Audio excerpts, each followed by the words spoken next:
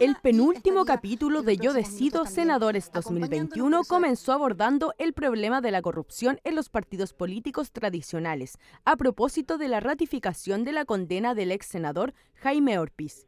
Esto partió con una lucha anticorrupción que se hizo durante uno de los gobiernos de la presidenta Bachelet, en que formó una comisión que hizo varias propuestas. Esto permitiría que hoy día, por ejemplo, si se hiciera nuevamente el juicio a propósito de el escándalo de los delitos con cuello y corbata, no estarían con clases de ética, sino que estarían presos. No solo Corpesca, sino que Penta, SQM y otras probablemente que al transcurso del resto del tiempo nos vamos a ir informando. Se trata de avanzar entonces para que estos vínculos, esta relación que ha habido siempre de un sector del empresariado que chantajea, que entrega recursos indebidamente, pero también de un sector político que acepta estos recursos. No conozco en detalle el fallo final del caso Corpesca. Lo importante es que aquí la institucionalidad nuestra, tanto el Ministerio Público como los tribunales de justicia, pudieron conocer de este caso, resolverlo, y hoy día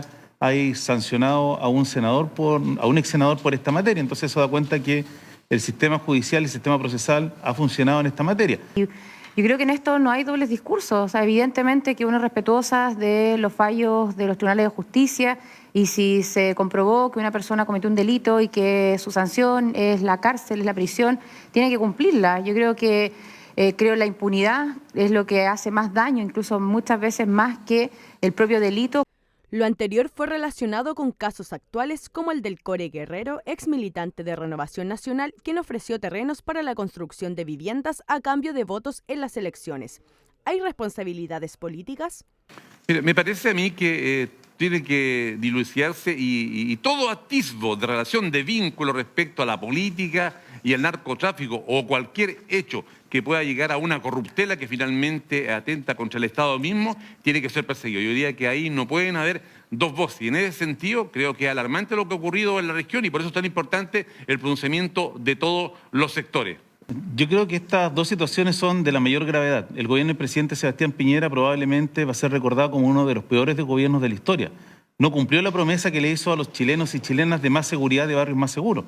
Lo que ha ocurrido con lo que se ha denominado el caso del narcofuncionario viene a ser la guinda de la torta. Yo en lo personal creo que los operadores políticos pueden estar en la administración del Estado, pueden perfectamente trabajar, porque obviamente el presidente quiere tener funcionarios de confianza para llevar adelante su trabajo.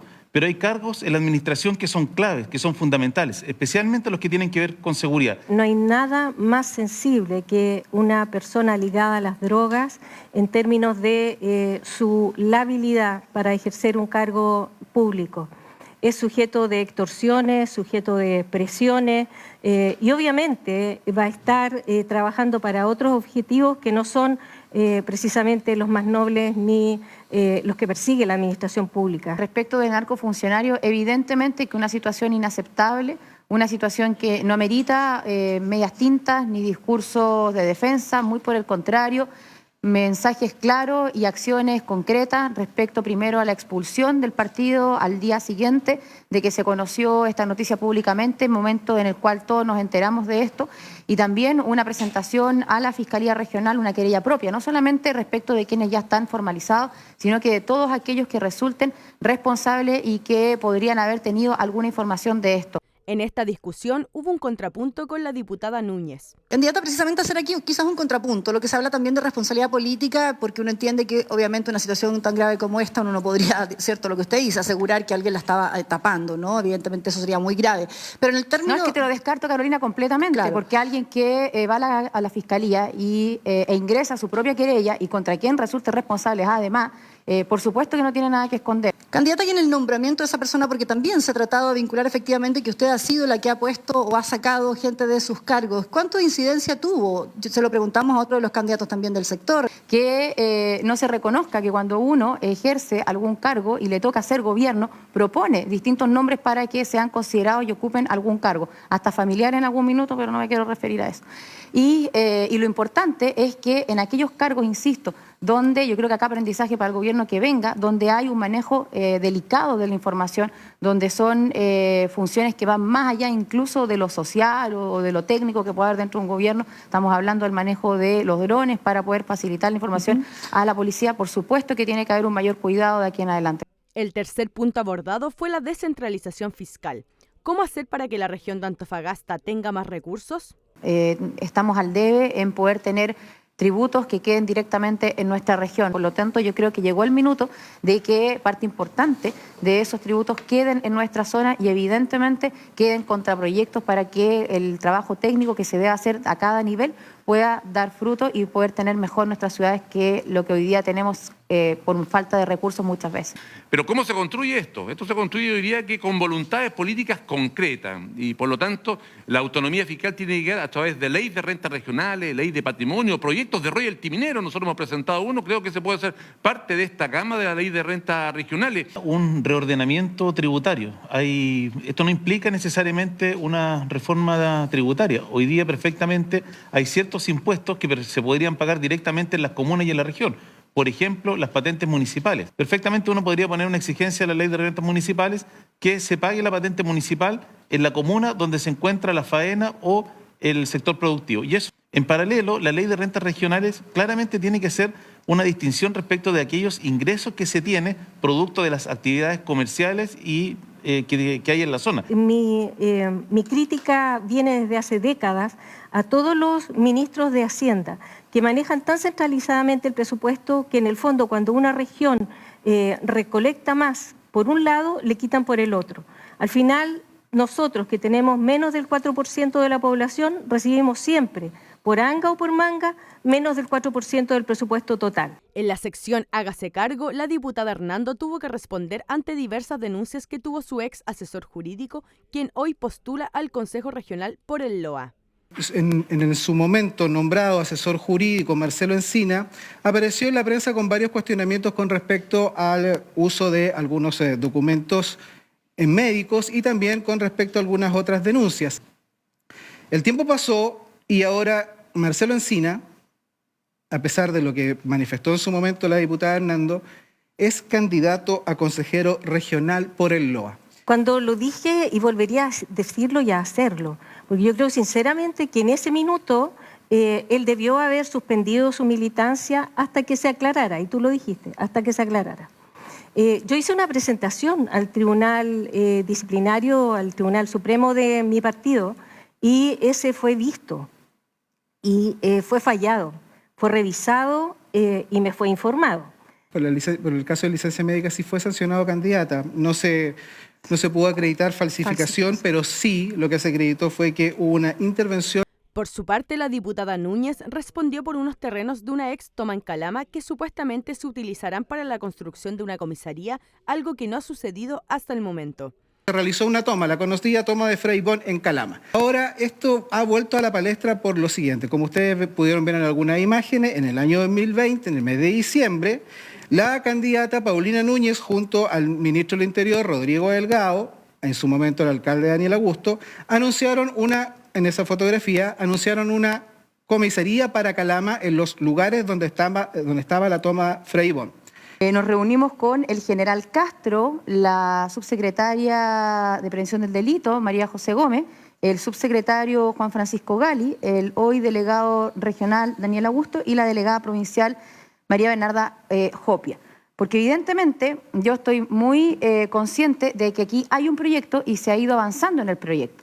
La subsecretaria nos manifestó iniciada la reunión que ella nunca había dicho que no había proyecto, y ahí los invito al canal, también podrían hacer una nota, porque después estuvo presente el general, ¿cierto? Estuvieron presentes las autoridades relacionadas con el tema, y el subsecretario Gali, incluso tengo la cuña de él, porque están armando ahí un comunicado desde el Ministerio de Interior, señaló lo siguiente: el estudio de factibilidad está en proceso de análisis, los resultados estarán pronto, y como es lógico, un cuartel que está en su etapa inicial de análisis no está en el presupuesto de este año. El senador Araya fue consultado sobre su visión de la relación familia y política. Hace algunos días, y más o menos en el tenor que habíamos conversado, el mostrador tituló con guerra de cónyuges entre unas declaraciones que existieron entre el exministro Monkeberg y el senador Pedro Araya con respecto a algunos dimes y diretes de lado y lado con respecto a lo que ocurrió o está ocurriendo en rigor con la exministra Javiera Blanco. No es una persona que viene de la calle sin profesión, ella es abogada de la Universidad Católica, se sacó un 7 en su examen de grado, tiene magíster en la Universidad de Chile, en la FEN, numerosos cursos en Chile y en el extranjero, tiene un currículum de asesora internacional en distintos organismos. El día de hoy está asesorando en temas que son trascendentales para el país a distintos organismos internacionales, como son, por ejemplo, la Unión Europea, el PNUD, entre otros, en temas de seguridad. Si la presidenta Michelle Bachelet a ella le escogió para ocupar distintos cargos públicos es debido a la capacidad técnica, profesional y humana que ella tiene. Por último, el diputado Velázquez fue interpelado por asesorías realizadas por el ex abanderado presidencial de la Lista del Pueblo, Diego Ancalao. Encontramos 2 asesorías externas del diputado Esteban Velázquez contratadas el año 2018, en los meses de junio y diciembre. Y el nombre, a lo menos, es controversial a estas alturas, Diego Ancalao. Las asesorías por las que el alcalde Velázquez pagó 1.200.000 y después 1.600.000 pesos son informes que tienen solo 10 hojas. Efectivamente, Diego Ancalao nos prestó estas funciones y esta asesoría. Debe ser la persona que más sabe respecto a temas de pueblo indígena, Osvaldo, en Chile, más allá de su rol político que posteriormente él asumió y libre de hacerlo. Indudablemente que a la Federación Regionalista, a nuestra bancada y en lo personal, nos entregó lo que le habíamos pedido y eso originó proyecto de ley que luego presentamos en la Cámara de Diputados. ¿Eso vale 1.200.000 pesos? Le respondo, no sé si serán todos los informes y trabajo que nos hizo en los que tiene en tu poder, eso no lo sé, o recabaste solo son los que están algunos, publicados en la página. Finalmente, las y los candidatos se refirieron al déficit habitacional en la región. Obviamente que el país no tiene recursos para entregarle gratuitamente viviendas a las personas. No estoy de acuerdo con el subsidiar la demanda porque eso es demasiado subjetivo. Sí, una vivienda digna y debe existir un piso sobre el cual el Estado tiene algo que decir. Y en eso el aseguramiento de terrenos por una parte. Bienes nacionales no se puede transformar en un especulador de terreno y en un vendedor al sector privado. Yo creo que va a ser importante que en una nueva Constitución quede el derecho a una vivienda digna, pero creo que va a ser más importante el definir, por ejemplo, un banco de suelo. Durante muchos años no se pudo construir por la carencia de suelo y porque, por ejemplo, Bienes Nacionales terminaba vendiendo al mismo y ahí se cruzaban los presupuestos y no se podía acceder a esto. Por lo pronto los municipios deberían también administrar superficies de terreno, suelos. Hoy día tenemos a Bienes Nacionales, un ministerio que en su procedimiento está añejo, está obsoleto, no va acorde a lo que hoy día requiere la demanda. Pasa porque Bienes Nacionales pueda liberar parte importante del suelo fiscal, así como también terrenos que hoy son propiedad del ejército y que ya no son utilizados para fines militares. En paralelo a esto, yo creo que el serbio tiene que reformular su política habitacional respecto al tipo de construcción. Perfectamente aquí se pueden utilizar fórmulas que se utilizaron en los años 60, 70 que permitieron construir una gran cantidad de vivienda en la región. El último capítulo de Yo Decido Elecciones 2021 se realizó durante la tarde de este lunes 15 de noviembre, a pocos días de las elecciones del 21 de noviembre.